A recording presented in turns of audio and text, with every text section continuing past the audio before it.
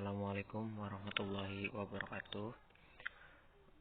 Sebelumnya saya mau mereview tugas jurnal mata kuliah Supply Chain Management dosen pengampu Nuri Kartini MT. Review. Perkenalkan, nama saya Zulal Adriandi Alhaq, NIM 180411036, Prodi Teknik Industri semester 6, Universitas Muhammadiyah Cirebon. Judul: Analisis Sistem Rantai Pasok PT Semen Gresik Persero Tbk. Penulis: Bahrain Boru Sinaga, Gema Alif Utama, Hesti Raffianti, Kusisa Atta, Jaiba Wiwit Afrigus. Volume 10 nomor 1 April 2011, 113,120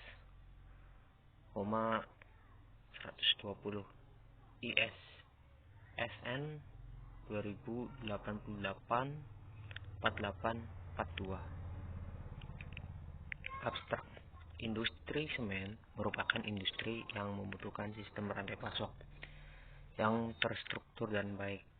Terorganisir dipengaruhi oleh beberapa hal, yaitu tingkat permintaan bahan baku, bahan mentah, sumber daya, proses produksi, penjadwalan, transportasi, pemasok, alokasi, distributor, pengecer, produk hingga sampai ke tangan konsumen.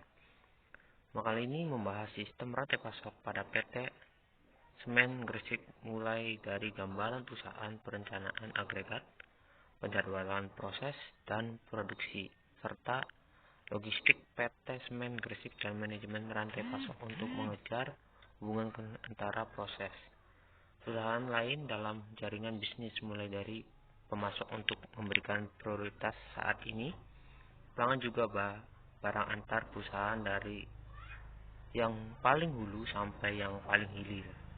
Keputusan untuk menentukan transportasi yang digunakan untuk mendistribusikan produk sangat penting.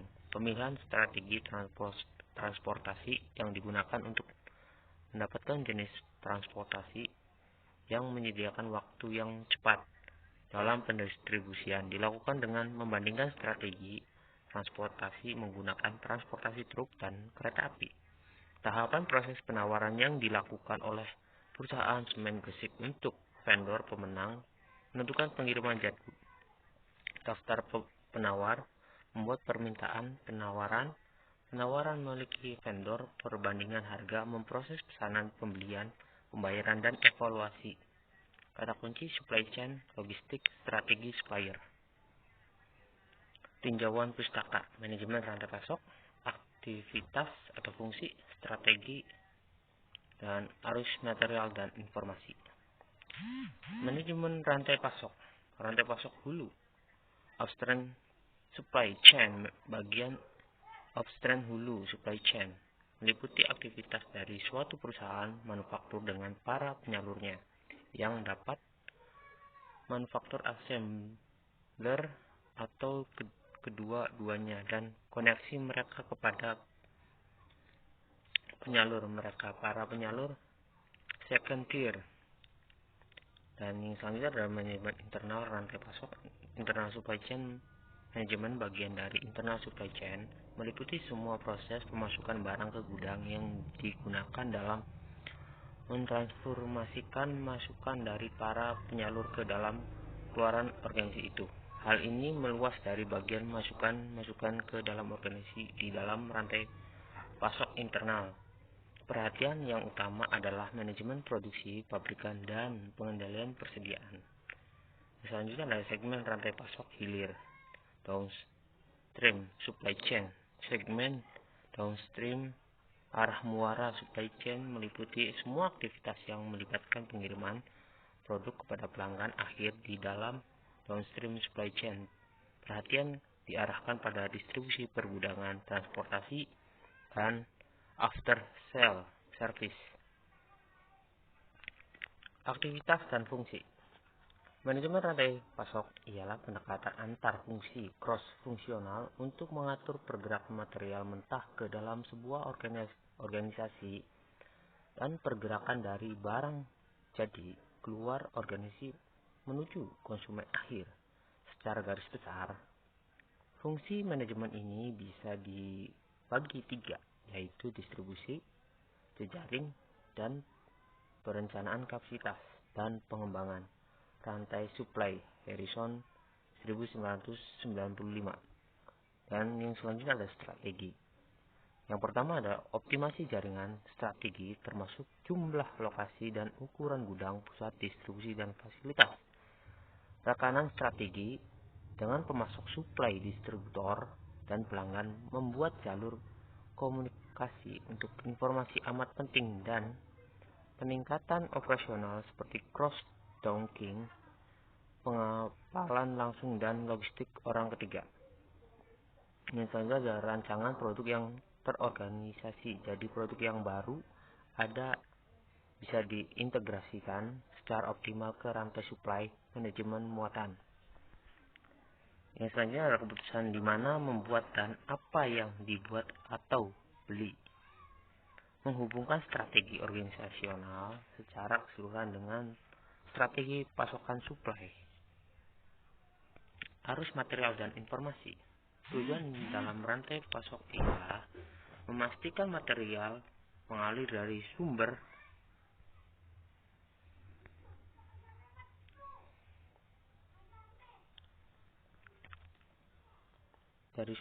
bagian-bagian part yang bergerak di dalam rantai pasok haruslah berjalan secepat mungkin dan dengan tujuan mencegah terjadinya penumpukan inventory di satu lokal.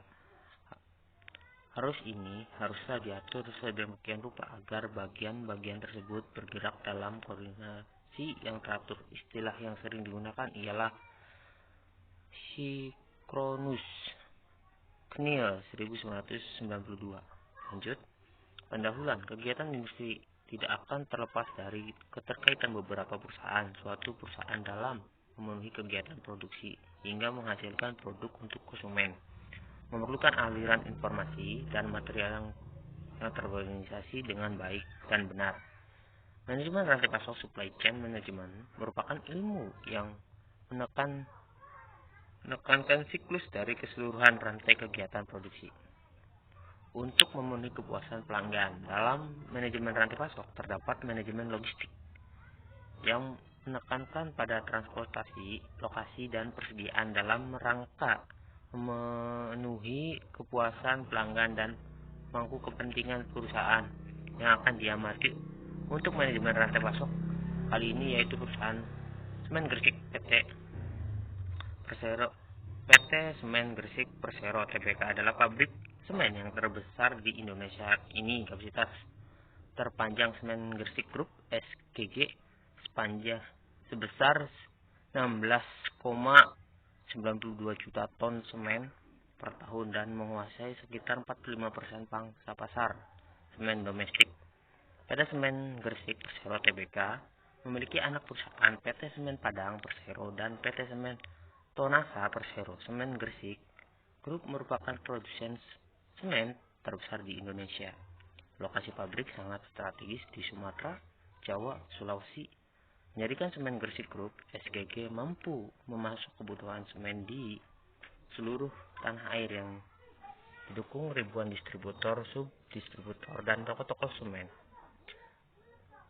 Gresik memiliki 3 pabrik dengan kapasitas terpanjang 8,2 juta ton semen per tahun yang berlokasi di Tuban, Jawa Timur. Semen Gresik memiliki 2 pelabuhan, yaitu Pelabuhan Khusus Semen Gresik di Tuban dan Gresik.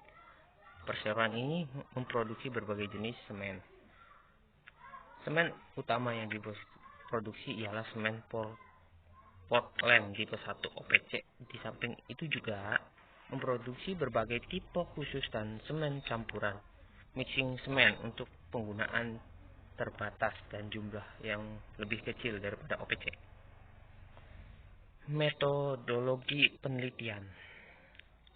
Tahapan sistem rantai pasok PT Semen Gresik Tbk dimulai dari gambaran umum perusahaan, perencanaan agregat, proses dan penjadwalan produksi dan logistik dari PT Semen Gresik dan manajemen rantai pasok dengan mengusahakan hubungan dan koordinasi antara proses dari perusahaan X 002 perusahaan lain dalam bisnis people liness antar perusahaan sejak paling hulu sampai paling hilir. 1. Manajemen permintaan. 2. Perencanaan kapasitas. Yang ketiga, manajemen kualitas. Yang keempat, proses produksi. Manajemen permintaan.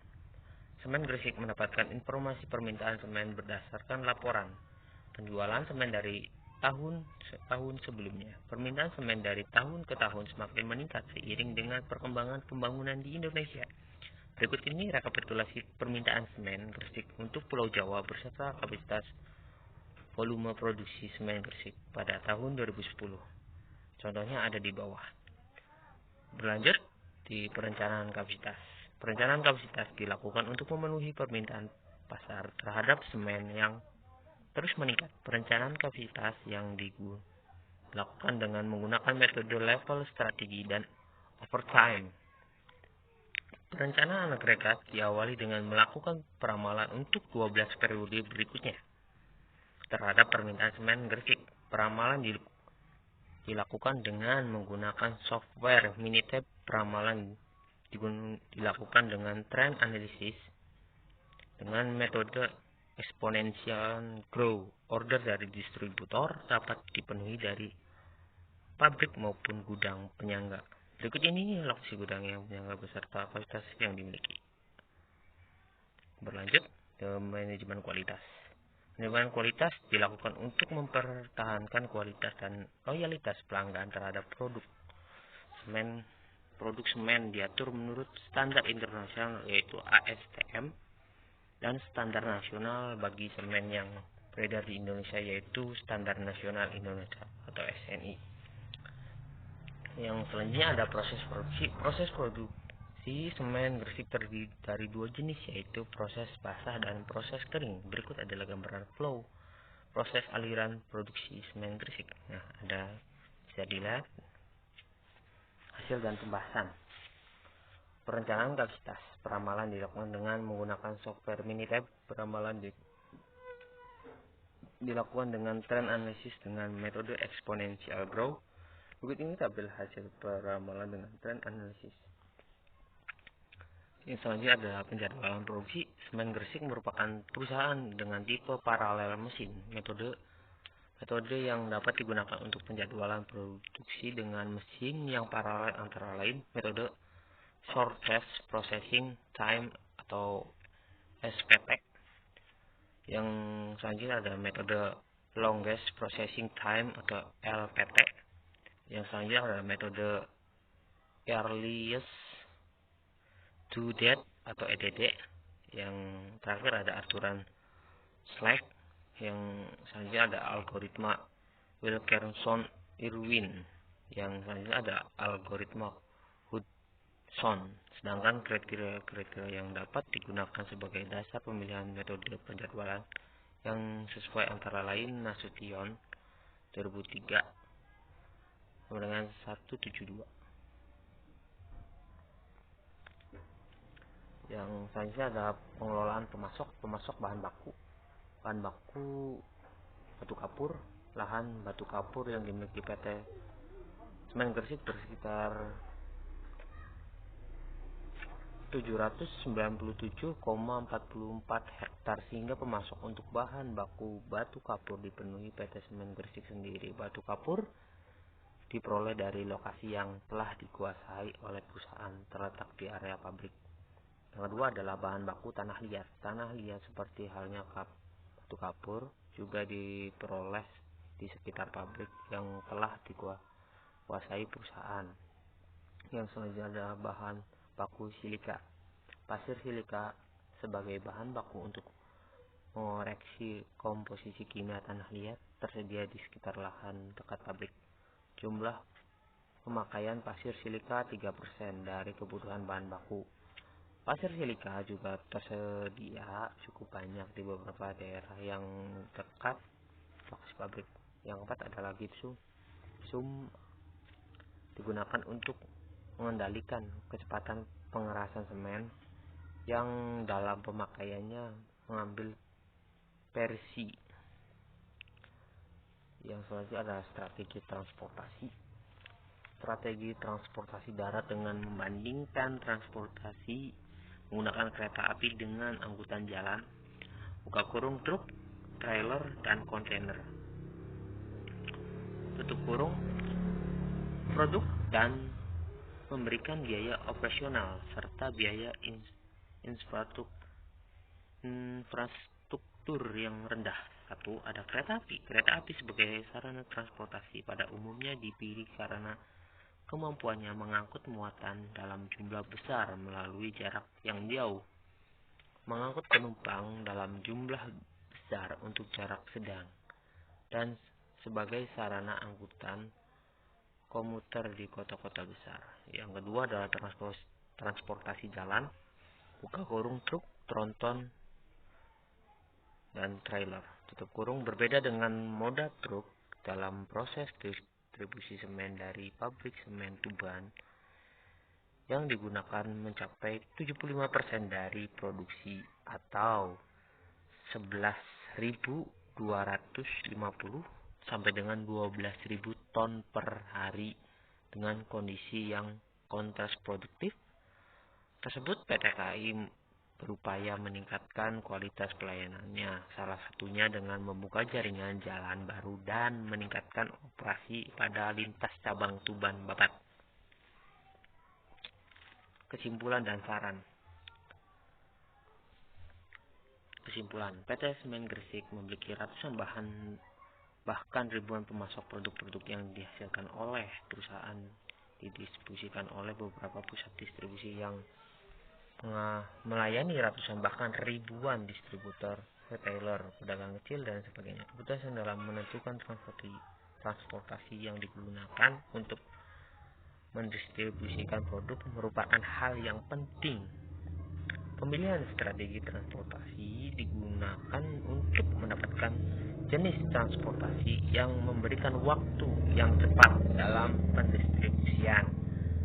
Mencapai tujuan tersebut, strategi transportasi kereta api dengan angkutan jalan, buka kurung truk, trailer, dan kontainer, tutup kurung produk, dan memberikan biaya operasional serta biaya infrastruktur yang rendah. Saran. 1. Agar perusahaan selalu dapat memimpin dalam kompetisi di pasaran, cara-cara baru yang lebih inovatif perlu ditemukan atau dikembangkan. Penerapan konsep just in time, vendor managed inventory, atau FMI, Global Pipeline Management (GPM), dapat digunakan untuk lebih meningkatkan produktivitas dan mendukung perusahaan agar tetap bertahan di pasaran. Yang kedua adalah strategi transportasi dapat dilakukan dengan menggunakan transportasi menggunakan kereta api dibandingkan dengan angkutan jalan, truk, trailer, dan kontainer. Karena kereta api memberikan biaya operasional serta biaya infrastruktur yang rendah. Mungkin sekian saja dari saya. Kurang lebihnya mohon maaf. Wabillahi taufiq wal hidayah. Wassalamualaikum warahmatullahi wabarakatuh. Terima kasih.